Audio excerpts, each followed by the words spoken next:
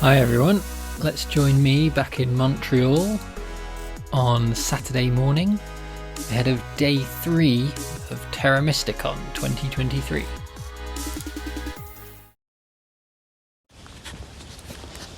Morning of day 3, just walking down to the metro, looking forward to getting some breakfast and going to watch this strategy session, which is, I think it's Unorthodox Lines with Mellison and Jekyll this morning, which should be interesting. And then it is going to be the next game of the Open qualifiers. I don't think I'm going to qualify at this point. All I have is a single loss to my name, but another good game would be nice. Already starting to feel a little bit sad that we're halfway through, still got 2 days left, but I'm already starting to feel sad that this is going to be over in a couple of days' time, but gotta make sure we enjoy these last 2 days. A few kind of random observations as I think of them. One is that people in real life some are taller and some are shorter than you think. Barnwell, for example, much taller than I was expecting him to be. Other thing is, I think if you're listening, organisers, the thing that has been so fantastic about this event, and I guess it's true of any competitive gaming thing, is that the World Open format with having the tournament, usually like when obviously we're going to have a tournament, but I did think like maybe you don't need a tournament, maybe you just let people play games, play friendly games. But the tournament means that first of all everyone plays at the same time, and you get everyone sat down playing, so everyone gets a game. And also it means that you have to mix people up, so you don't just get people playing in their little groups or with the people they know. You get like people from the online scene playing with the Montreal scene, and people get to know each other, sort of meet people they wouldn't have met, and that is partly what I think is fantastic about this. Unorthodox Lines strategy talk with Jekyll and Mellison. Unorthodox. These are not going to be like how to play guides. These are kind of just like general concepts of games where the player in question went a little different direction. Sometimes there's a lot of good value there. We auction try to everybody get their best estimate of like who we think the best action is, based on like the lines you expect them to take. Maybe if you can find a different line people don't expect, it might give you an edge in beating that. So, talk through a couple games where that happened. Sorry to take this off the screen. First one we'll start is a low econ 3-2 board game. To be clear, not recommending low econ, like you can build an economy efficiently, that's what Terra Mysticon is all about, that's a good thing. But what about games where you can't build an economy? Like playing dwarves on the Fire Master, which is notoriously awesome. So building cheap buildings that score you points, and you can multiply that scoring through pass scrolls, that's the way to do it. Low scoring track, and the inherent scoring of the dwarves really did help you. Like we only tunneled like 5 or 6 times, that's 20 points. Like 20 points in a game where you like the scores look like this, it's a lot of points. And then the final takeaway is just don't run a race in a race you can't win. If you're not going to win the economy race, don't get into an economy race. Find ways to score. I wanted to talk about digging strategy by non-digging action. So to go to like fundamentals, in order to have a successful digging strategy, you need obviously points from these numbers. So typically we think of these 3 actions as being digging actions because the coins part of this calculus is just not as onerous for them. So halflings, they have cheaper dig upgrades, alchemists have unlimited points, stormlings have just a ton of points. So these are what we think of as typical digging actions. If you think about factions that have an abundance of priests, I would guess dwarves, Mormons. Dwarves aren't typically like round 4 digging factions. You might have like a dig bomb strategy in like round 6, but it's really because their workers are just so valuable. They're great scoring and very efficient scoring, I guess, like, substance. So you don't typically see round 4 digging dwarves, but I have seen it set off to it once or so. But it's not typical. And then the last part of this equation is workers. So if you have an abundance of workers, and that part of that equation is taken care of, as long as you take care of the crease, which is fairly easy, you can get to a crease by round 4. It's really the point. The next one we'll talk about is the cultivating by a non-revolting faction. In this case, Dragon Lords. So, good intro set up here. So we're playing Dragon Lords, starting normal spots. You say Fire and Ice factions game. Dragon Lords are generally like 2 things. They're a dwelling rush faction because you can just put out dwellings quickly. That's how they're generally considered. They're also generally considered weak, even with that dwelling rush strategy. And we'll talk about why they're generally weak. First thing we'll talk about is the worker economy is just it's bad. They don't have a base worker, and they have that gap in the force spot. Okay. All right. I have recently been kind of obsessed with early TPs. I found that I've been doing it. By early, I mean like rounds 2, 3. I think 4 is considered like a great time to be building TPs. I've been finding like a lot of success with round 3 TPs.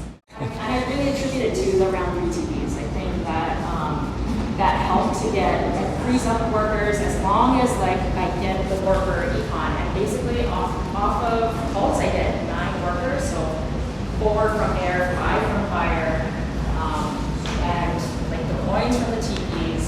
It just everything was so cohesive. They weren't really good. So I think like round 3 TPs, it's kind of TPs are a little bit frowned on for like killing worker econ, but I just.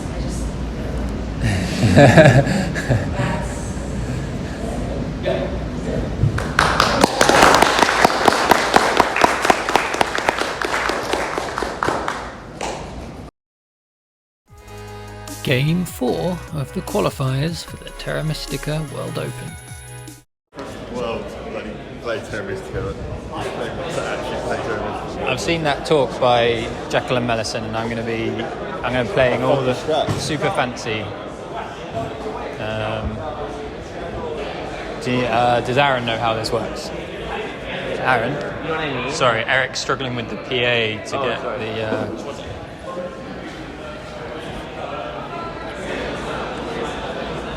Yeah, watch that talk, and you'll be mad. Say hi, George. Hi, George.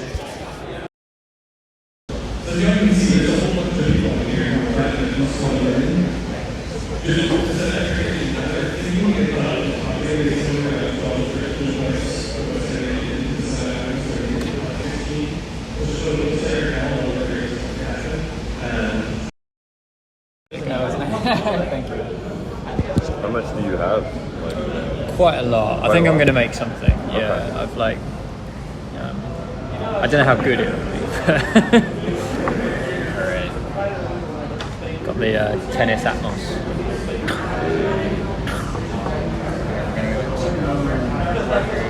if you need visual help, I got you. But if it's all audio, I think I'm just going to do audio. I'm bad at that. So Yeah. I got nothing. But you seem to do a great job with the audio, so you Is that right? And I don't. Probably. yeah, probably, exactly. That's exactly It was right. 2 days, I think, and that's it. Yeah. Yeah, I've got one from MSO where I recorded, and I've still not put it out from like a year ago. Oh, wow. But it's quite hard because when I listen back to it, I know what was happening, you know? I see. Like I can I imagine see in the my head, problem. like, oh yeah, I was walking into this room, and I don't know how well that will come off That's a to someone who doesn't know. So, but anyway. Alright, so I'm gonna do some digging here. We're gonna do, this is 2 digs. This is a worker. This is 2 points. That's 7 workers and 2 clients. Wow. Yes, sir. So that would be 38 points. 2 digs and a dwelling, so 2 questions. Yeah.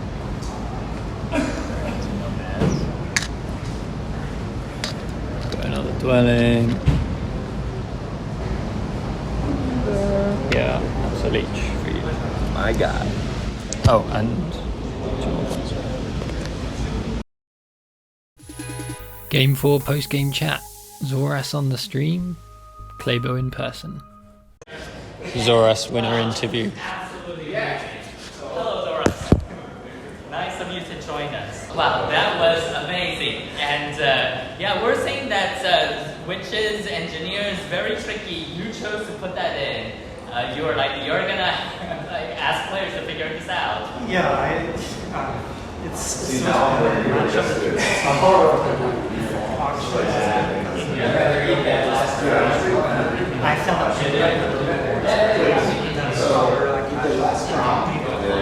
And it did. You like, we weren't sure what favorite tile, bonus engineers were going to go through. But once you went like 4 points code step, we were like, aha, this is Coty engineers. It's absolutely amazing.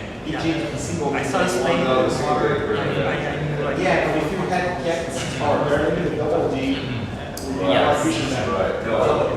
I think one perhaps nice situation was it wasn't clear that you were getting double D round. No, I think I was. I didn't Another temple. Yeah, that was amazing. 2 temples. Because without the double dig, it's like we'll fly in. We're like, wow, we're like taking this fight. But we saw that you got double dig and you get to next turn. To our second point is we think that Claybo might have actually accidentally threw the game at the end of round 6. Are you serious? If he didn't turn the power, so he had enough for a double dig. No, but I do this in Single every dig. game. Cycle 1 less, he does double dig, gets 11 points out. Honestly, if you watch the first round, I took a 2 for 1 when it was obvious I was going to get another power, so I threw away 1 point in the round 1. I mean, nobody probably saw that, but like in my mind, I'm like, damn, I threw it from the beginning, from the end, somewhere in the middle. But Zora's like, props to That him. was a Like, cool game. that was sick. I mean, he cut through, did a couple towns, bridges. He deserved it. And, Yeah. But no, that is funny though. I get the in-game talk. I throw it in the in-game. Did you guys talk about that? Yes. Good, thank you. I really rub it in. Yeah. I set up to like. Well, at least you guys. At least it was entertaining at least? Oh, yeah. Okay, thank God. I didn't didn't want think it to there be were boring. enough points in it for NG going like 2P water 2. But I didn't think about heavy bridge moves. I didn't think there'd be enough there. There's only how many did they get 2 spades? So you think you'll make the cutoff? I think it's usual. It's We're like also you think talking you'll about make the cutoff? like whether you or Pickles are ahead. It's getting Because close. I'm closing it out from It's gonna be 27 sick to if take you your get time. in. I was like, oh my god, you're passing half decent game. Oh, really? Yeah. But this is like this score is just crazy. said 2 it's people, 2 always color neighbors at 180. Was it? Like Did what we the get? hell? Was it Yeah. entertaining? Green Well, gray. Like, green gray at 180 that's to all we 80. care Like about. this is It was great. very fun to watch and to cast to me. Yeah, that was very. I don't think you can ask for a better game for my first time trying to cast something. Oh, this is your first time? Yeah, never. I mean, I had to finesse mostly. Yeah, he's His more experience. I'm gonna watch it back. Oh god, I don't know. I hope I don't do fumble guess too much. No. Yeah. It's all good. Just put it on in the cave. So do y'all see the comments? Were there any comments or like? Oh no, I wasn't watching the Didn't really comments. pay attention. It was on the TV. Yeah. Favoritile strategy with Weber Ejay and George Shortwell. Yes, it can be good because extra temples gives you extra priests, and priests can be very useful for a lot of different things. Advancing ship, if you're going to be a digging faction, advancing dig, sending priests to cults. Priests are very good, but temples themselves are fairly expensive buildings, and so investing all those resources in 2 temples in the first 2 rounds just to get Earth 1 and Econ favor because you're told not to take Earth 1 in round 1, so you took an Econ, and then now you're building another temple just so you can get Earth 1 in round 2. Doesn't always make a lot of sense. I think in a lot of situations and for a lot of factions, specifically I'm thinking of mermaids, I really would prefer to build my temple round 1. If you want to take Earth 1, go ahead and do it if you think you can afford it. If you want to take an econ, that's how I prefer to play usually, I would do that, but then think about just trying to build as many dwellings as you can over the next round or 2.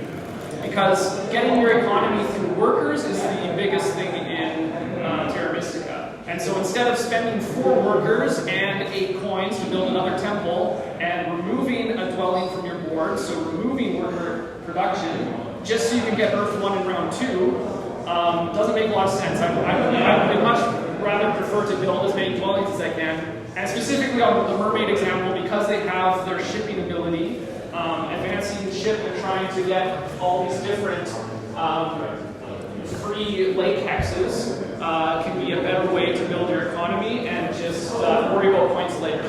Or if you want, just take Earth 1 in round 1.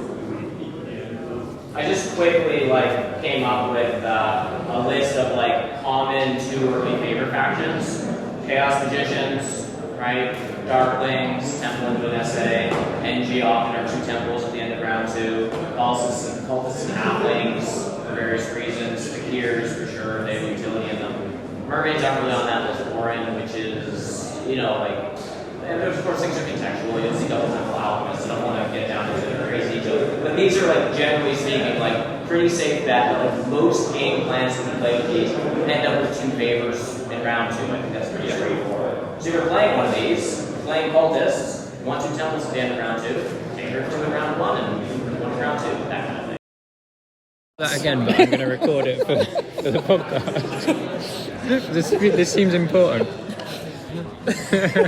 Down conversion is not a thing. There we go. Set up for ludicrous 8-player Terra Mystica with RKM.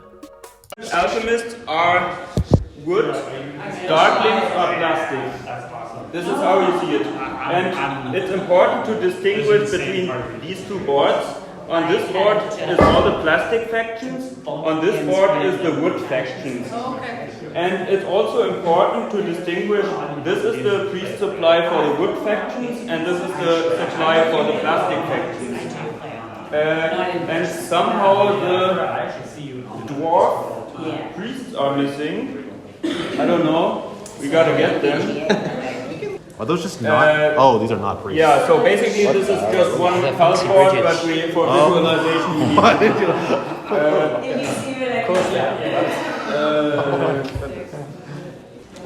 So everyone gets an item.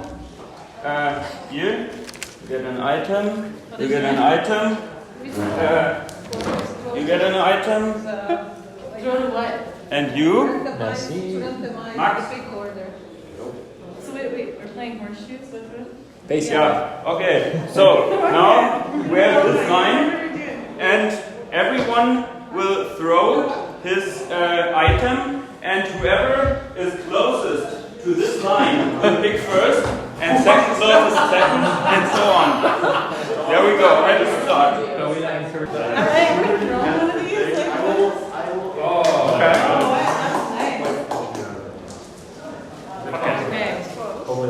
Like where are we throwing from this line? This is the line. From this line? Okay. That's pretty good. It does, Carlin. Oh! Nice, Max. Has everyone thrown? I have to.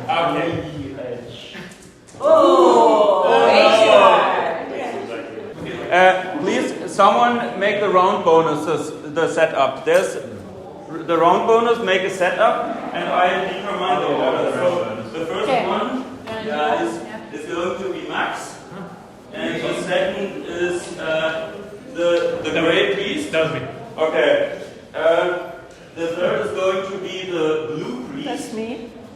Okay. Keep in mind your order. So this is less than 49.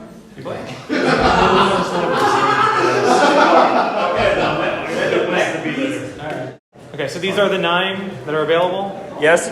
So they are out. Okay. So how does cult scoring work? Is it per board?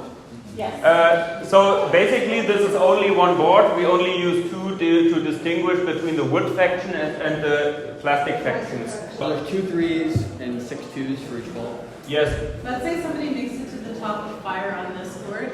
Can anybody make it to the top No. of fire? No. So how many total? 8 functions? 9. 2 grays, 2 blacks. So we Yep. Meanwhile, the semi-finals for the World Open were taking place with some drama at the finish.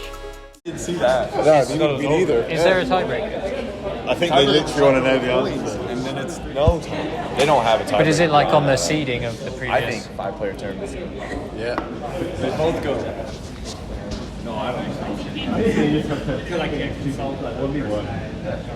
They're so far ahead of everyone else.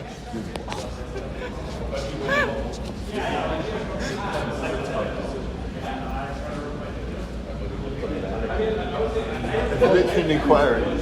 And Eric is also the tournament director.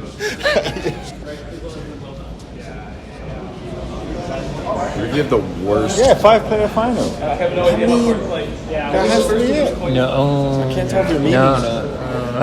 But like, dude, if you're one of them and you don't get in, Yeah, it's like 7. like if you're one of them and you don't get in.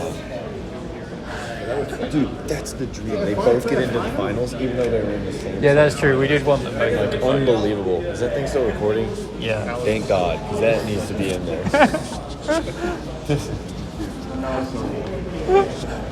Oh, is that thing still recording? Carnival sucks. Every chance you get, you gotta get it out there. That is sick. Yeah, man. There's just gonna be little Easter I'm eggs. so happy. This is the greatest thing that's ever happened.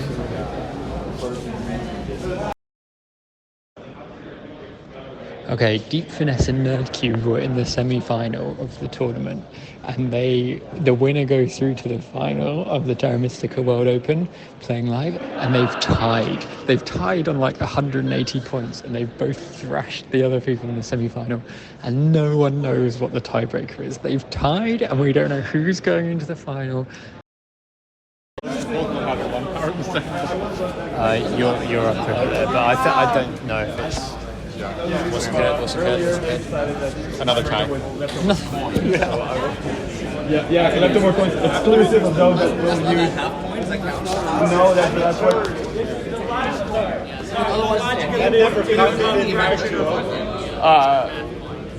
F1. Point is worth more than the power, or what's with that? We're not sure yet. We tied at 167 too. Are you serious? Yeah. What? The same score? Oh my god! Alright, we're gonna take a picture. Okay. Second try. Oh, you guys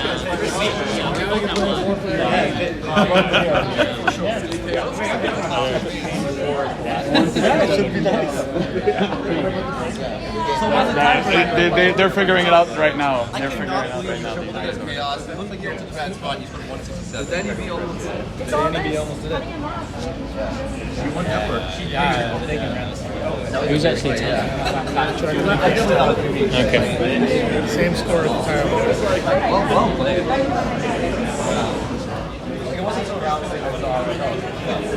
I built next to you and gave you 2 for 1. Thank you. I know, but I was wondering if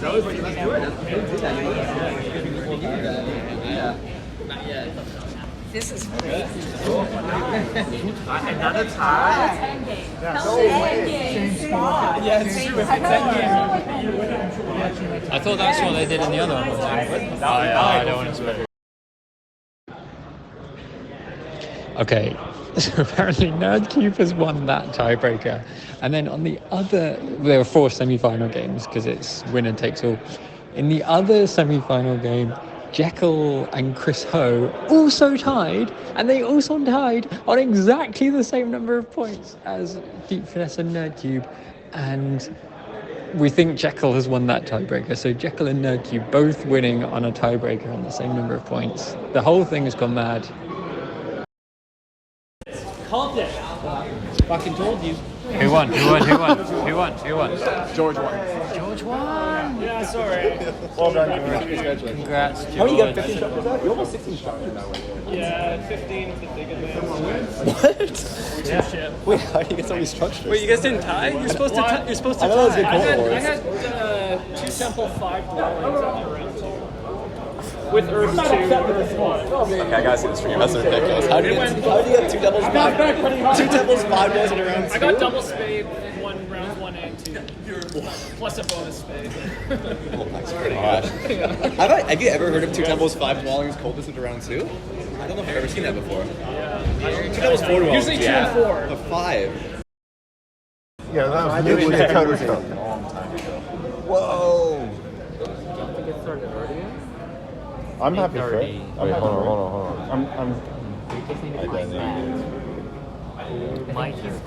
What's this guy's name? Just one? Oh, Ghost. Is it score? What? Is it score? I think so, but I'm not sure. Okay. I'm recording this. Oh, no. No, we're not. Actions are still happening. Alright, we're not quite there, sorry. Say again? Sorry, we're not quite there yet. You can stop and restart, I don't know. No, I don't know, I'll just record it.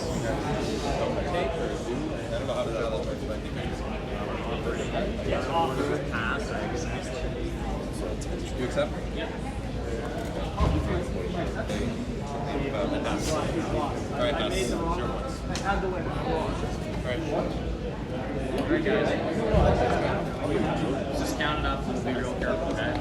First of all, let's look at network. But I fucked it up. We tied 15. You had 2 structures each? Yep. Alright, so you guys split first and second, it's 15 each. So you're 114. You guys are 130. So No, you're 129. 29, 5, 10, 15 down there. No man's at 6 network.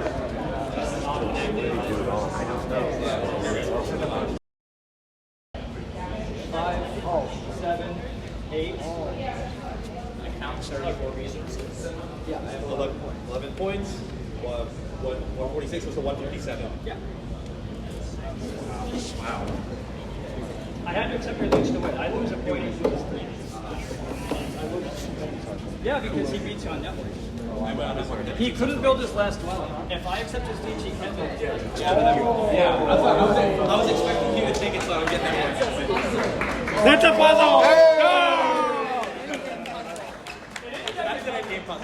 And I sat there for a long time thinking about it, but somehow I backed it and could still make it. Yeah, But then after he built, I was like, wait, I remember I got a CV, you only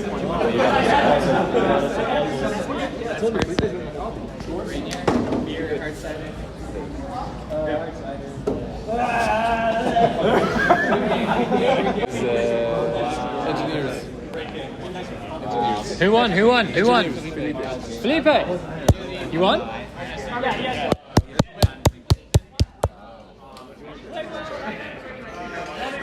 It's like very high in emotion. Oh man, it was insanity. And then the third semi-final was Ranior against Weber and Felipe, and it went down to a point. But Ranior was playing Swarmlings, and there was cultists in the game. And there's some like mad thing where if he'd accepted cultists' leech, cultists would have taken points off another player, which would have given Ranior the win by a point.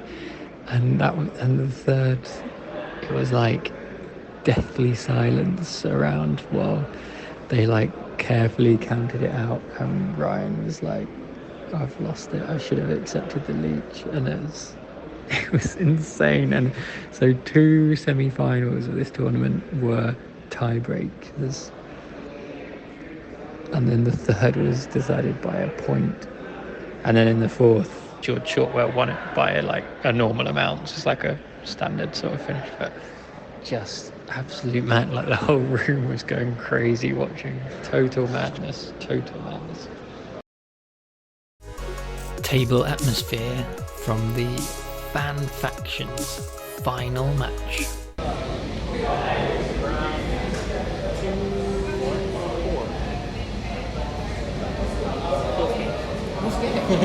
GG. Matt?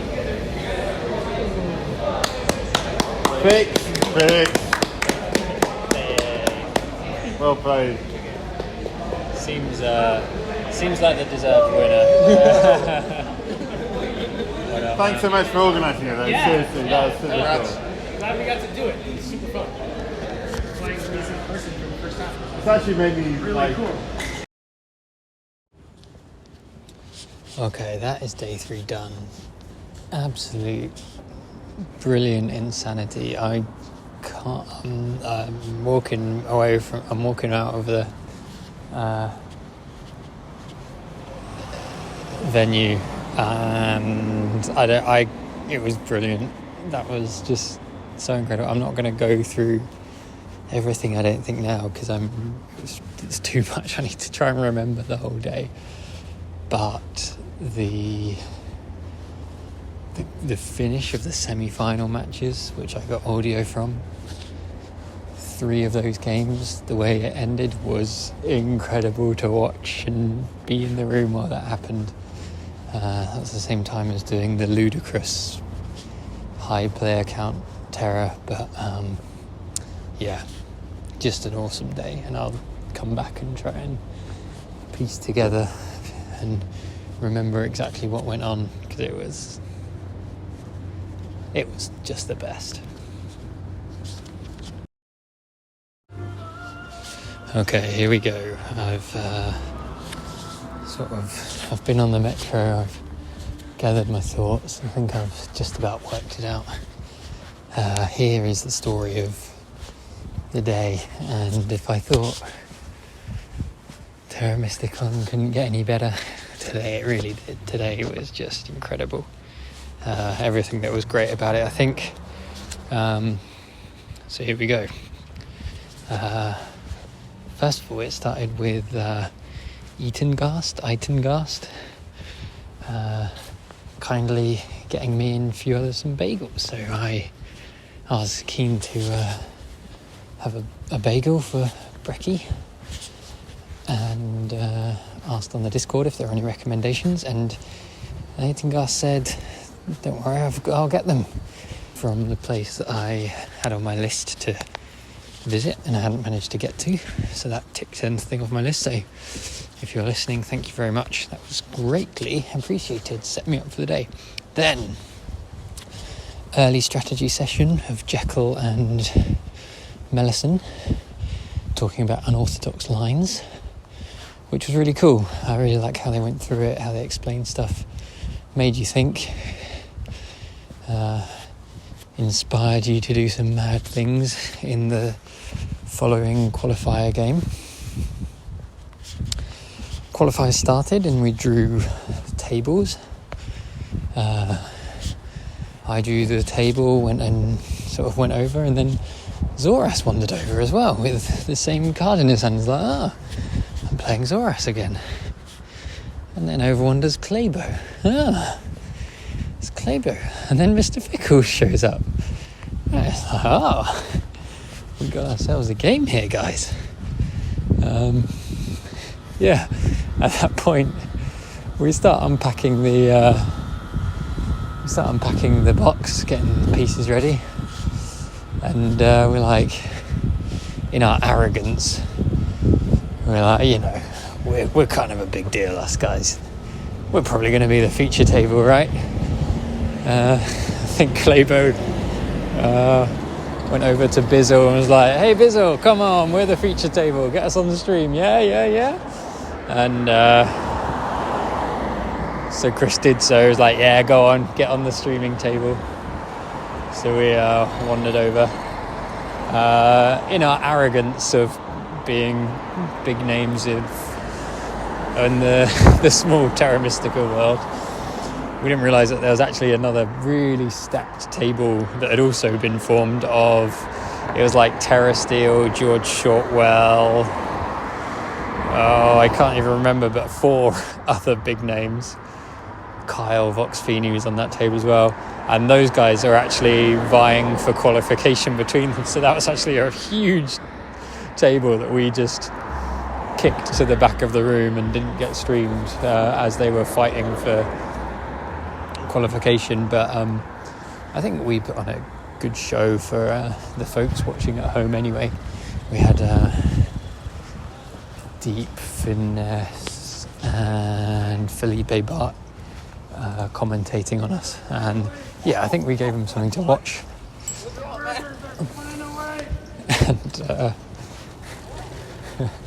And it was an awesome game from Zoras, just so cool. He played engineers, kind of tall engineers. It was engineers, witches, halflings, and I was playing nomads. So the green-grey matchup on base map, but Zoras went for a tall water 2 culty engineers strategy with the 2 key town, and in the end only ended up beating Claybo by like 2 points. Claybo playing witches, Claybo also having a really cool 3 town witches game at the end. Green-grey, they both finished on about 180 points. Madness. In that scenario, me as, you know, I'm sat there with 3 players who are legends, who have all been the highest rated ELO in the world at one point or another. So you feel a bit bad, like I didn't want to sort of, you know, I didn't want my lines to kind of get in their way or mess up the sort of competition between them. But anyway, whatever. I came 3rd and managed to beat Fickles. But I did do a bit of a funny thing in the final round where I didn't really know what I was doing, and then I took a single dig to form a town, which actually ended up messing up Claybo. So sorry about that, mate. But anyway, it's all good. And that was a fantastic game, but also just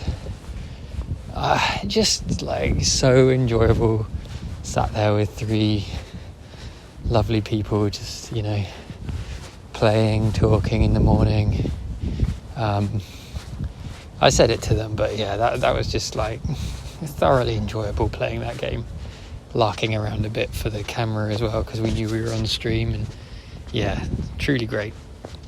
Oh man, we're a long way in, and it's still only talking about the morning. Then it was lunch. Got a bit of lunch. Got my all dressed chips and the pizza from the convenience store. And he ate that while watching the Favour Tile strategy talk from George, Shortwell and Webber, which was really good. I really liked how they talked about it, how they pitched it. I would recommend looking up their tier list for econ Favour Tiles if you are interested in such a thing. It's a nice job by them. Had a sort of quick casual Fjords just Terra game, not for any competition, with George Shortwell, Jekyll and Deranged, which was another like really nice, fun, pleasant game. I played Dwarves on Fjords, did alright, but did some silly things. I think George won playing Halflings. But that was really nice. I sort of hadn't had a chance to hang out with George at that point much, really, so it was cool to hang out with him a bit. Then the fun started. So then this is when the evening of brilliant madness started. Firstly, the IKM, the EKM, and Lena were getting the ludicrous Terra Mysticon going, which we did a whole episode on it. Last episode of this podcast, I go back and listen to. But in short, you play Terra with a big map and with loads of people, and you have extra town tiles, extra power actions, extra everything. We had 8 people playing. I won't name all of them, but yeah, I was playing nomads on this sort of extended big old map that we were using. So we got that going. This madness of dwellings and people everywhere over in the corner of the centre. Meanwhile, the World Open semi-finals were kicking off. So that was all going on while we were playing. Sort of quiet in the room as that all happened, and players were concentrating, obviously. And then, while we're still in our ludicrous game, you hear over from the corner some sort of gasps and shouts, and rush over to see what happens. And if you were there, you probably know about all this, but for those that weren't there, the atmosphere in the room was electric around this time. Firstly, the semi-final with Deep Finesse and Nerdcube, two huge names in it, was a tie. Deep Finesse and Nerdcube had beaten the other two players by a long way, but both tied on exactly the same points, and no one knew what the tiebreaker was. There was some sort of general confusion and questions and checks, and then it transpired that in the end that Nerdcube had gone through to the final based on endgame points, total endgame points, but that there was nothing to separate them. That tiebreak included number of coins, so they'd finished on equal points, equal resource points, equal number of coins, and gone through to the tiebreaker. Then gasps again as the second semi-final game with Chris Ho and Jekyll also went to the tiebreak. They'd also finished on exactly the same number of points as the other game, which I think was 167 if I remember rightly, also with the same number of coins, same tiebreaker, and Jekyll goes through.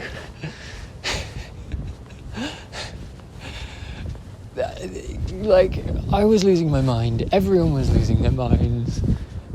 I've got the audio, so I'll sort of play it of like what everyone was talking about and asking, but it was just incredible.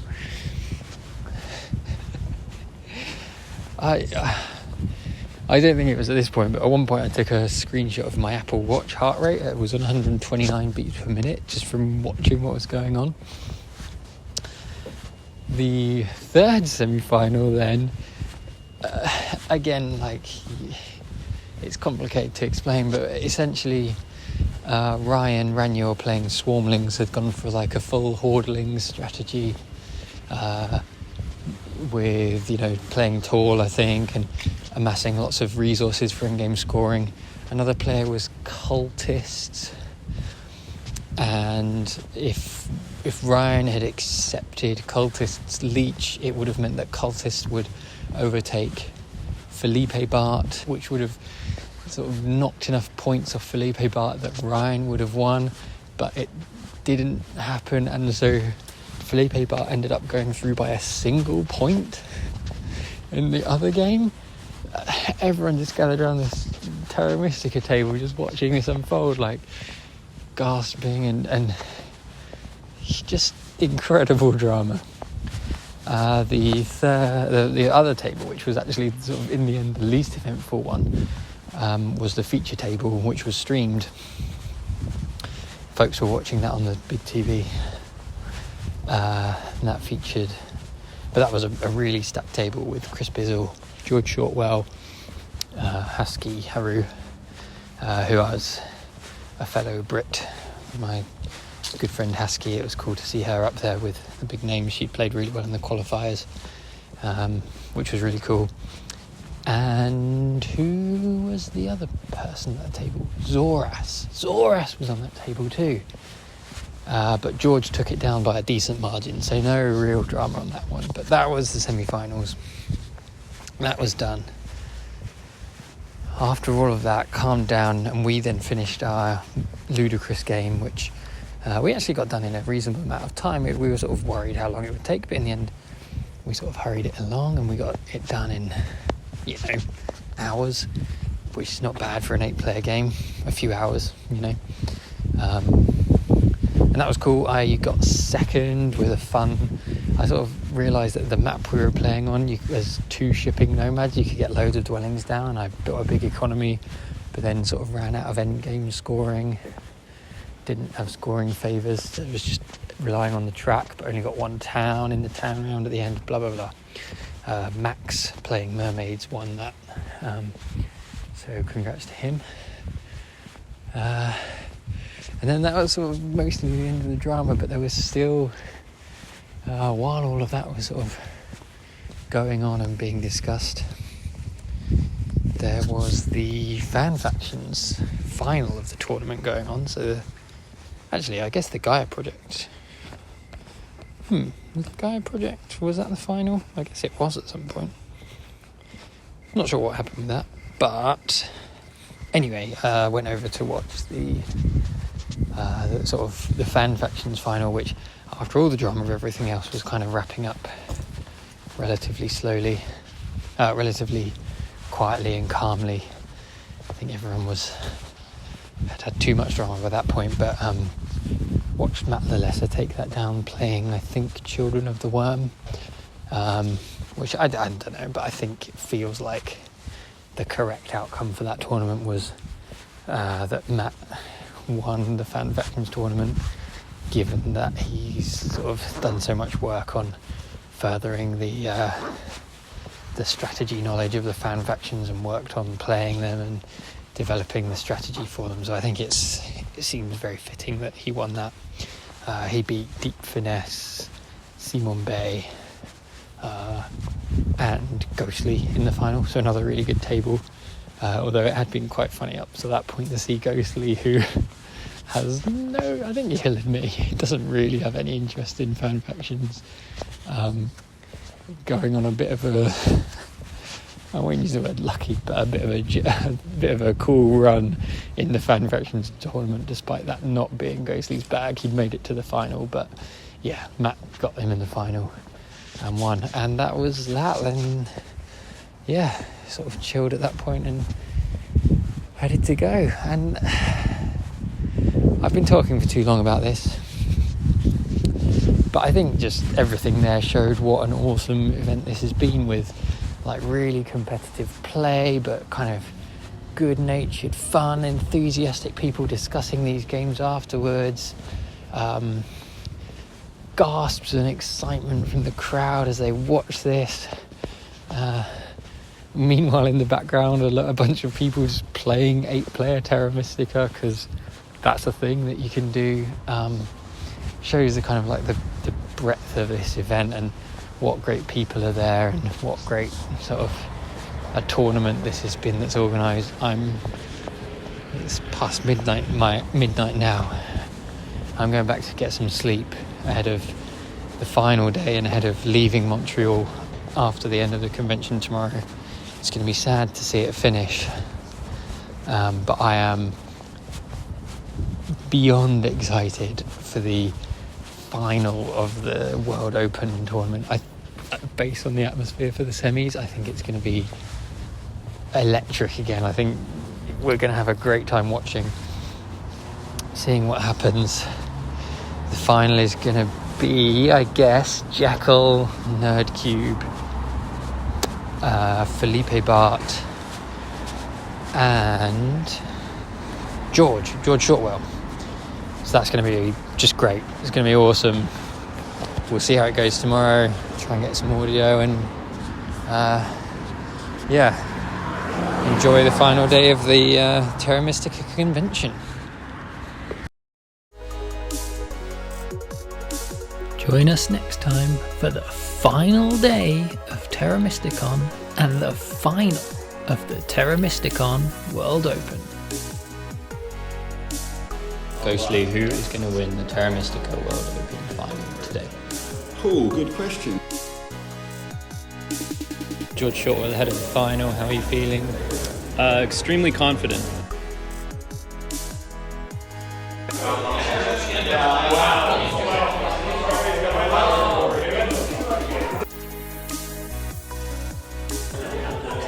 Wow.